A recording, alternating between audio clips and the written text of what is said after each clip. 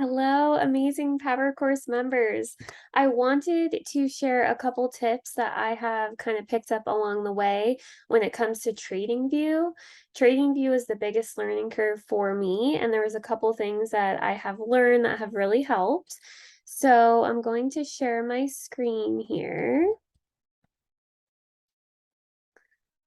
All right, so one of the things that I really like that helps me in the right-hand corner of your screen, you're going to see this little icon. It looks like a little sandwich almost. What that does is it brings up a sidebar. And the thing I like about this sidebar is, say you're using one of your tools or you added one of your indicators and maybe you made a mistake and you need to delete something, or you've changed your lines or whatever it may be, and you need to delete something on the page. So I feel like there's a lot of moving pieces when it comes to TradingView, and sometimes you're clicking on something you think you're clicking on, and it's actually something else. So the nice thing about this sidebar is when you click on the thing that you want to delete, it is going to highlight it. So if you see there, I thought I was clicking on it. I thought I was clicking close enough to the Ichimoku cloud, and I was actually clicking on this line here. So depending on what you want to delete, once you have successfully clicked on it, it's going to highlight on the right sidebar here, and then you can delete it. So I really like this feature. I know exactly what I'm deleting. It really helps me control exactly what I'm doing. So that is one little tip that has helped me. Another tip that I love is any tools that you are using on a consistent basis, you can favorite. So if you click on this arrow here, it's going to bring up all the tools in this section. Any tool that you use consistently, you can favorite by clicking on this star here. And what that's going to do, it's going to bring it down into a customized toolbar right on the bottom of your screen. So the ones that I consistently use are the horizontal line, the fib retracement, trend line, and the price range. So anything that you want in your toolbar, it's literally just going to put it right in this customized toolbar below. Another tip that I want to show you is how you can customize your Ichimoku cloud so that you can identify the turn line and the baseline easily. So anytime that you're successfully clicking on the cloud, you're going to see these blue dots pop up. So once you see the blue dots, you're going to right click on a blue dot and click settings. Once you're in settings, now this isn't correct. This brought up the candles. Okay, so let's try that again. Let's see if I can actually get the cloud here. Okay, so I know this is the cloud now because it's bringing up the conversion line and the baseline. So if by chance that doesn't come up, that means you clicked on the candles and you're now editing the candles, which you can do. You can change the candle color.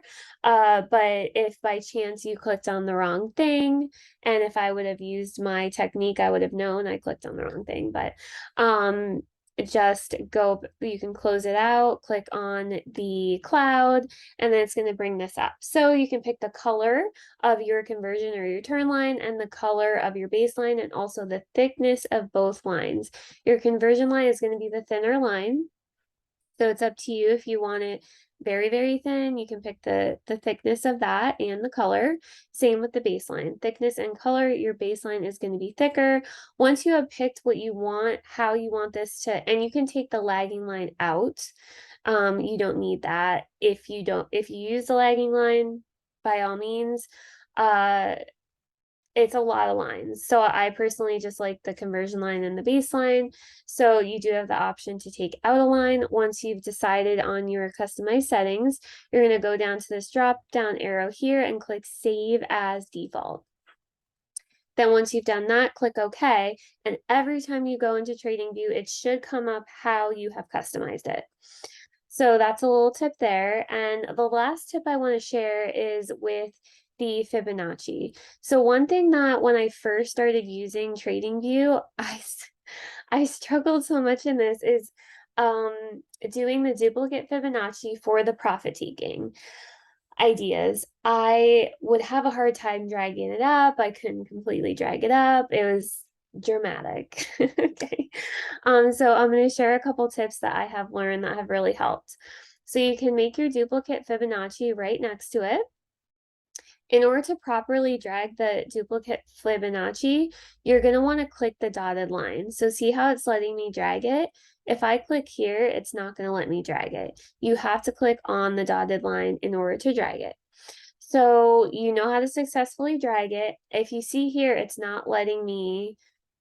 It is. Okay, so if by chance it does not let you go all the way up, and it's letting me drag it up, but it's not letting me see. I'm clicking on the back screen here and trying to drag down. It's not letting me see it. So one huge tip, huge tip. If something is not working or you're zoomed in too much or something is just wrong, when in doubt, click auto. I do this consistently. Sometimes things zoom in or zoom out and click auto. Normally it'll reset the screen. Also, when it's off auto, it's going to allow you to click on the back screen and then pull down so that you can see where your profit taking ideas are. And you can also set it properly on top of your original Fibonacci.